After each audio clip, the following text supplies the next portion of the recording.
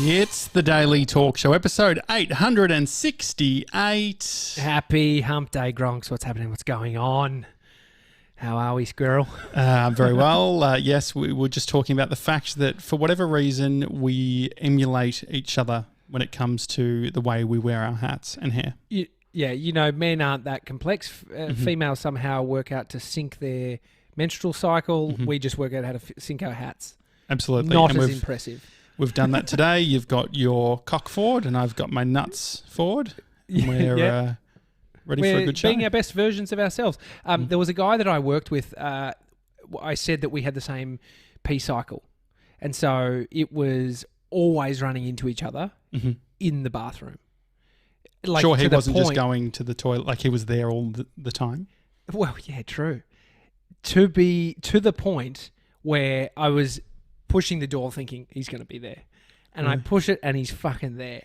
It was ridiculous. It was funny. That was when I worked on radio in Shepparton. So maybe it was the time. Like, you know, when you sort of draw this coincidence, you know, wow. But it's actually just like, it's when I finish my shift and when he starts his. But I really made something of it. The other morning I was in the car and where we live in Bulleen, it's kind of perched up on the hill. We can see the city. It's lovely. You know, we're living at the top. The CBD? Of a hill. And I can get my old radio station's frequency. Really? Is the station, because I know that is it the Dandenong Ranges, like the Dandenongs, there's like towers there. Is that where surely the tower wouldn't be there if it's going to No, Shepparton? It's coming from Shepparton, 2 hours away. Because the signal, you're right, I don't know the complexities. I'm not trying to talk. Do you know how AM but I think works? it's blowing. I think it's blowing. Do you know how AM works? AM radio? Like the frequency. I don't know much about this, but I was watching This Week in Radio Tech, which is a podcast where they have engineers on being socially awkward, but they talk about cool stuff. And that's the byline of the show. It is like that. It's like the people who are never behind the mic get on and try and, you know, work out what to say. But they so I believe the way AM works is it goes out into the atmosphere, it goes up and then comes down. Oh wow. I mean, it's a radio wave. Is that what it is? Like yes. Yeah. It's anyway. So, like, to be honest, when it's windy and it's blowing the wrong way, you don't get the signal. So, I mean, some people believe in seances. Other people believe in radio frequencies. It's real. It's a real thing. But right now, when we're recording this in 2020, September 30, Joe Biden versus Donald Trump. There's an election debate. It's head to head. It is great television. Yeah, it is. Is it good for the world? No, absolutely not. But it is the most bizarre thing because it feels like you're watching a schoolyard brawl, like a convo between kids. Yeah. Like if anything, it's like when you and I just fucking bitch at each other. And we're not. If Mason was there trying to sort of rein it all in, and then we just attack Mason. That's sort of the vibe, isn't it? Funny. It also has the vibe of the movie. You know, you don't really watch movies, but when they go down into bunkers that were created for like when the world ended in the 90s. It's like they're old. They have old machines, and it has like old furniture. I feel like there's an old vibe looking at this, even though it's in 2020. I feel like give it 10 years looking back at that debate, it is this weird. It's like we're looking at history, right? Like I think that anytime anything big happens, sometimes it's that out of body experience where it's like you can't like you know that this is going to be. It's like what it must have been like living when like Hitler was doing all his crazy shit, right? Like you would have been watching that, being like, "Fuck, yeah, holy shit." People are going to look back and think how whack this is, and it feels not comparing it. Well, I am, but if it does definitely have that sort of out of body. This can't be real. Yeah. You know, I've said it. We wouldn't put our hand up for the president. No, definitely gig. Not. Absolutely not. But don't you think that it reminded me, the look, the aesthetic reminds me of when we went into we had to get our visas for the US. Yeah. So when we were going to the US, we got they're called A1 visas, which is like a media visa, and through that whole process, like going through the consulate, it just there's a level of tiredness with the decor. Like you can tell that at some point it would have been really fancy and nice, but it sort of lost a little bit of its charm. Well, I think that's what the White House would feel like. It's like they're holding on to the patriotic vibes of, like, you know, the flags, the leathers, the hunting. It's interesting because you're right. Even the live stream video has that vibe, the colours, the just the grandness of it with a few people. It's like, you know, nothing worse than living in a castle back in the day where you were 40 feet from your partner having dinner. Like, who liked that? Yeah. I mean, good for COVID times, just that social distancing, but so far away. Yeah, no, it's not great. I mean, it reminds me now of my parents, you know, on either end you grew up of the heads castle, of the right? table. Yeah, exactly. No, but they love their iPads. Okay. Yeah, the sirens, by the way. A lot of sirens going on in Collingwood right now. God. The world really is ending. Yeah, hopefully not. But the other night, mate, we had some fun, didn't we? Yeah. I mean, we played something called Funlympics, which is a virtual get-together and you get to have fun. And I was like, this is you wrapped up, JJ. Well, it's got the best of. So it's from Funlab that they have Holy Moly. They've got strike bowling. I like all of these things, but if you got to go there and all that sort of thing. So this combines everything, which is the fun that you have without worrying about parking, without worrying about sort of. If things go really bad, you're in the safety of your own home, so you can just turn off the Zoom if you have a blow up with any of your mates. Yeah. Well, yeah, so the other night we got together. It was Tully Smythe, producer Jess, GB, Mr. 97, myself, you, JJ, and all that we were told was you need to come fancy dress. And then they throw the caveat in, at least do your hat. Just wear something on your head that's a bit fancy. Sure. And so I built this Akubra hat that had ushies hanging as the cork fly swatters. You know, like the old school cork hat. I just replaced them with ushies. I thought it was very creative. It was a good, And the thing is, I did the classic panic third, like, to the point where Bree's on a call with someone. She goes, I've got to go and help Josh. He's panicking because I'm running around the house thinking, what do I have? I feel like this is a classic thing when you're in school and it's like there's some sort of dress up day and it's like the last minute thing and you end up pulling fucking pipe cleaners together and just do some sort of shitty thing. I actually, even last day of school, we had to get dressed up and I ended up just getting dressed up in like a tutu. Like there was no... It was just because I was panicked. Well, your costume had that vibe. Georgie Boy has put together a replay of our Funlympics that he's got, and we're going to play it right now. Here it is. It's the Daily Talk Show's Funlab recap. It was a big media company showdown. 3 shows competing for the top prize. I've never wanted to know something so bad in my life. It was nothing. There was no prize. Too Much Tully versus the Daily Talk Show versus Hump Day Replay. Go boys. Time to choose the team names from the list. Pink pinatas. You like oatmeal? Yeah, no, let's go orange oatmeals. White wabbits, please. White wabbits. To delegate who competed in which event, we popped into breakout rooms. Booty sleep. I get it. Booty. Like beauty. I'll go run up and grab a mandarin. I believe we ate all the oranges. So what do we do? Um, You've muted yourself. Round 1 was the Yeah Boy Challenge. Yeah! Yeah, boy!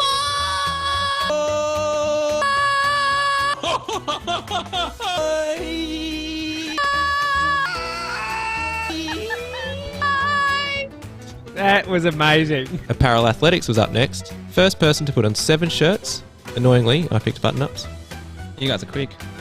Event number 3 was just feeling out a minute. Here it is. Put your hands up when you think it's done. 2, 1, bang. Oh, hang on.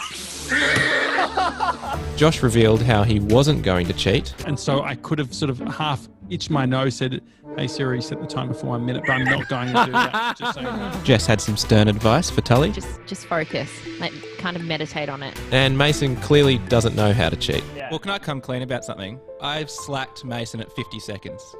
I was like... But this is the thing. I had no headphones on. I'll slack you at 50, and then you just have to count to 10. This is not the first time that Mason's been pulled up for not responding to slacks. Oh, For event number 4, each team needed to find their biggest book. It's going to be something put on your fucking head or something. Mason was out early, Mace choke off. and Josh lost his mind and dropped out second. Tommy threatened Ace, I'm at your house, bro. Let's go. Let's go. and Jess made kookaburra sounds. And for that round, the points went to Too Much Tully. Round 5 was a stacking challenge with items no bigger than your hand. No, Jess. Yeah. No. Disaster for the oatmeals. Right. Tommy, you need... Oh, no, mate. The final round was a scavenger hunt. GB won the first 2 rounds, thank you very much. JJ lost the plot.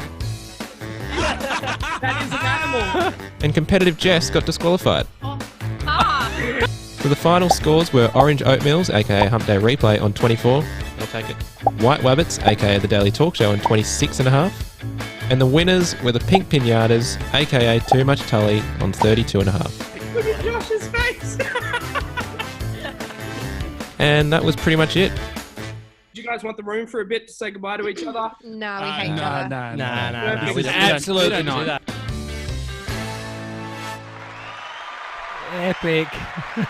Good work, GB. And thank you, Ace and Dylan, who were the 2 Gronks who looked after us and put up Yeah, with they're our from shit. Funlabs. Mhm. And like just connecting the sort of competitive nature with something fun, you get this weird mix where you get people doing kookaburra sounds and gorilla noises and everyone's smiling but still wanting to win. That's what I love about it. They've also got like virtual escape rooms, like trivia, and you get your own hosts that will run you through these games. I And feel there's like a it was classic, a good team. like, don't you think it's the classic show-off thing that happens? I feel like this is, it's the classic thing that happens at all parties, whether you're, going bowling or the mini golf.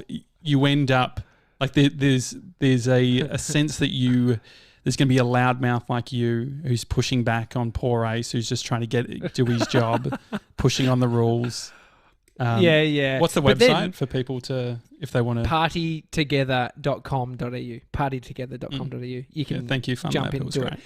But you do learn a lot. Like you're not the best person to go on the team with. Me? And I've got you by my based on Mhm.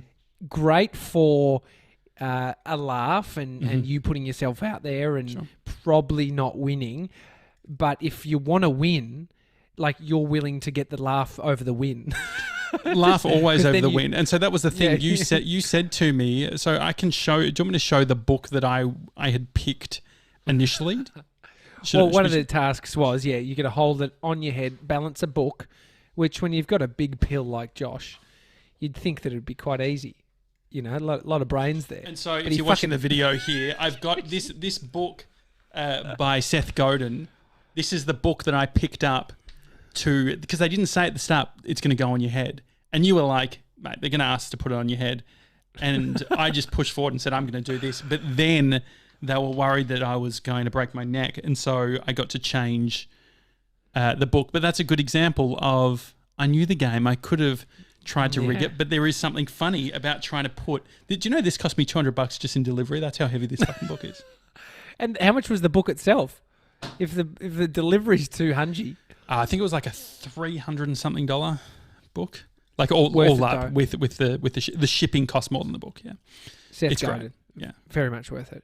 Anyway, it's a good team bonding experience for the different shows that we have in the podcast network. I was like fired up to the point because the thing is, so we did Friday night drinks, we did all these things, but the thing is, you need to be on. Someone needs to be organising it, and so DJ Precious run out of steam. He started, getting sort of animosity towards everyone. However, this is great because you've got leaders from Funlab that are actually facilitating the whole thing. So everyone can relax. It's no one's responsibility. Don't you think that changed the dynamic? If I had to be like, okay, Definitely. everyone, do this, do that, it would have been Yeah. a clusterfuck. Yeah, I've been on like ghost tours around the CBD, Mm-hmm. and it was nice when you just, in those circumstances, I mean, the interactiveness is walking and listening and watching, and so I do like taking the back seat Yes. and being able to just be guided and have the fun. Mm-hmm. It is expensive. It is fun. Like going on tours overseas. And expensive. Like, Is that what you're saying? they're expensive. Fucking, I was just thinking about our trip to Santorini. That was fucking expensive, dude. But going on that, there is something about just chilling back. I think you and I are always trying to fucking grab the steering wheel off each other. Just fucking back on the road. Yeah. And so when you're just chilling out. I mean, a vineyard tour, like have we ever gone to a winery together? Have we? No, I don't think so. They are good. But it is nice when you have the commitment where you're either at a house and you get someone who's driving, and like Minibus doing sort the of thing. full tour. Like that is where you just, you chill. I mean, for you and I think it is probably rare that you're ending up not having to put any 2 cents in. It's a real challenge for me. Like if it's like, like how we'll get there quicker. Like it's my mind to scheme how we get somewhere quicker. Sure. We don't even need to be there quicker. Yeah. But somehow I want to take that back cut to get us to this place real quick. I mean, party buses. It's a bit of an oxymoron, I think. Like the issue with the party bus is motion sickness, especially because you're turning around. Like any time I've been on a party bus, for one, it's normally one of those old Grenders buses. Remember, like when you're a kid, you remember Grenders, the bus? Oh yeah, the bus company. Yeah. And so whenever you would go to, I mean, you went to a private school, so you probably had your own coach, but we would just go into Grenders buses, right? That have is that? I mean, this is probably where it was privileged. I never thought about the buses that I was getting on. Yeah, so it was just like a red. It's sort of a red. Did you have beds colour. in your ones? That was no first class. No, but they there was like no aircon. I just remember like going on swimming carnival or whatever, and it would be so hot, and you'd feel like you'd almost like burn your knees on the metal seats in front. That sort of vibe. But yeah, so I feel like party buses typically take these old buses that have been retired and then add some strobes. So it's like it's a waiting for a fatality, right? Because Funlab don't do buses, do they? Well, they're all virtual. What they're rocking at the moment, it's very safe. Yeah, great. Okay, perfect. If they do, I'm sure they're all up to safety. Safety code, but it maybe over in bloody Mexico or something. I've seen I just my friend worry who was about flashing lights, turning around, motion sickness, people not in seat belts. I think that a Zoom situation where it's literally like you use Zoom, it's a lot safer. Well, if you're to talk about whether there's a higher chance of something going wrong while you're driving to work or playing a Funlabs game, much more chance driving to work. Yeah. So you may as well play the Funlabs game. It's a good way to put it, JJ. Yeah. There is a bus near my joint in a car park that it's huge. It could possibly be the one from your high school. It is ginormous and it's abandoned. And it's just in a car park, like a car park next to a park that I take Bodhi to. Like smashed out windows? Not even. It's just got a sign on the front that says it's, obviously been there too long. It had some like tape on it. But I was like, who the fudge is leaving just a big bus? You're like, I don't want this bus. Well, you can get the school the old yellow school buses. You can buy them now, and you can like kit them, like people kit them out. Put coffee machines in, shit like that. Go on holidays. Logan Paul's got one, the YouTuber. Well, he had one, or his brother. When we went to see Seth Godin in New York, and we caught the train out of Manhattan up the Hudson. I've got photos on my phone that are of a bus yard, and there's something about seeing buses, the American style, the school bus, the yellow, the bright yellow, that just makes you, it's just, there's something about it. And I don't know if they would have that feeling. Do you think Americans see their buses as The yellow fondly as bus. like Yeah. the vision that Australians might have. Yeah. I'm not sure. Yeah, mean, I do wonder The that disrespect for kangaroos in this country is appalling. What do you think I just had a thought. So it's the last day of September. And so in 1 month and 1 day, so on November 1, do you know what it is? Mr. 97's 21st birthday. It is. Should I do a round of applause? Oh, yes. And so we need to start planning. I'm not normally one to plan early, but hasn't that come up so quickly? I mean, thanks to the pandemic, I feel like the last 6 months have just done that, haven't they? Like it's full on. Yeah. I mean, we were thinking about doing the hall party, Scouts Hall party. Yeah. I mean, the Funlympics stuff and all their other stuff, you can get up to 5,000 people on their Zoom. Yeah. Well, I mean, with mates, I think we counted how many mates? Well, including thankfully us, I think it was 12. They don't even need to have a premium account for hosting that one. And so what could we do for, like, what's something special that we can do for Sevs for his 21st birthday?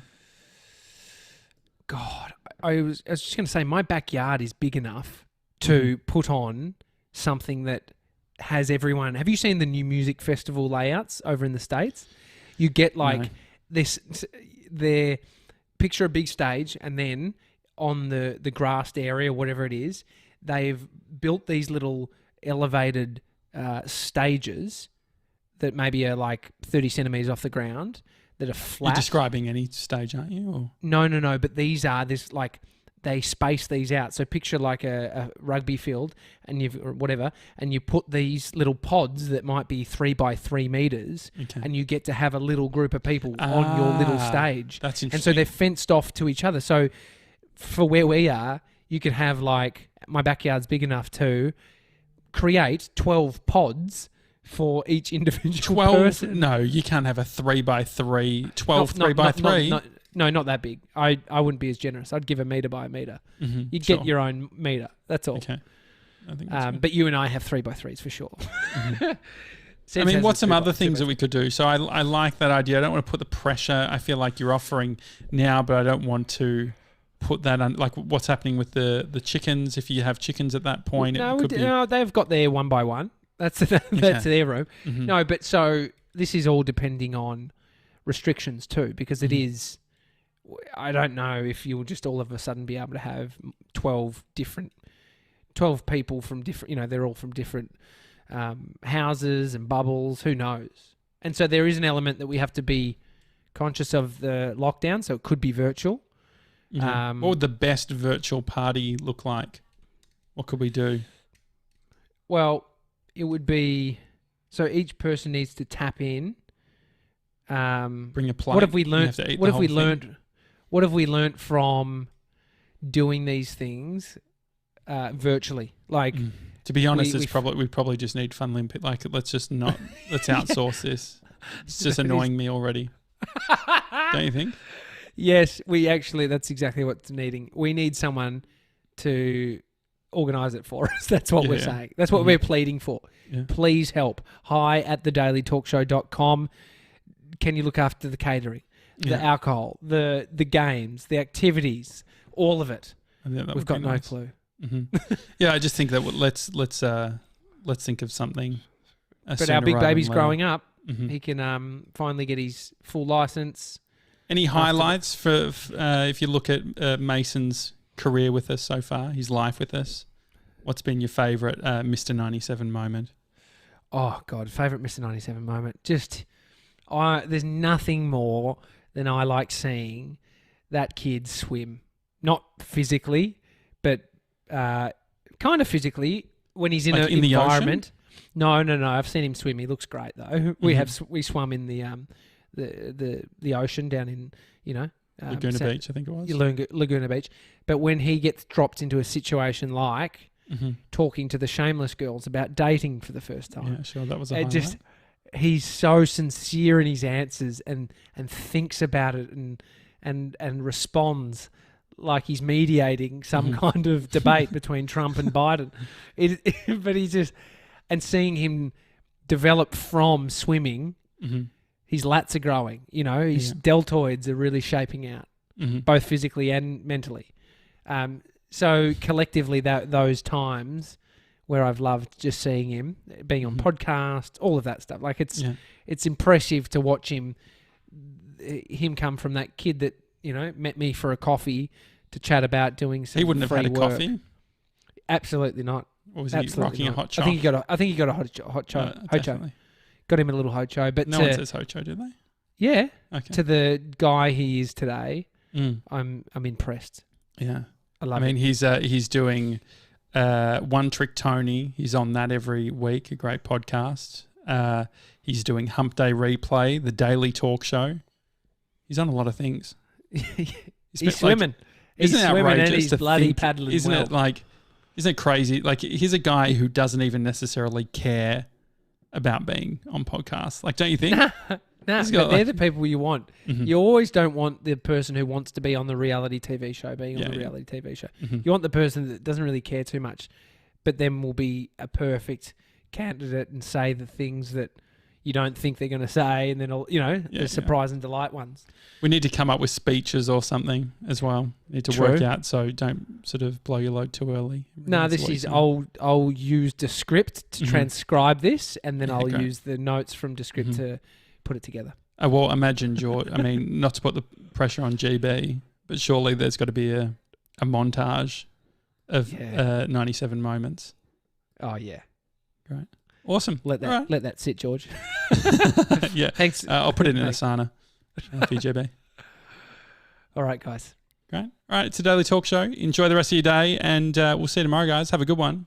See you guys.